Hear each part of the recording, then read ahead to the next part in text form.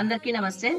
నల్లజరుగు వాస్తవులైన రమాదేవి రత్నమ్మ శెట్టి వాళ్ళ నాన్న జ్ఞాపకార్థంగా ఈరోజు మన ఆశ్రమంలో అన్నదాన కార్యక్రమం నిర్వహిస్తున్నారు. శెట్టిపల్లి లక్ష్మీనారాయణ గారు వారి వర్ధంతి సందర్భంగా వాళ్ళిద్దరు పిల్లలు మన ఆశ్రమంలో అన్నదాన కార్యక్రమం నిర్వహించారు.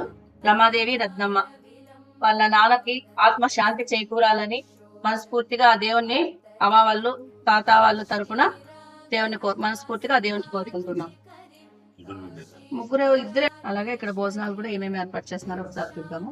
Colour rice, white rice, sambar, chutney, పాయసము, వడియాలు, మజ్జిగ, అరటిపండ్లు.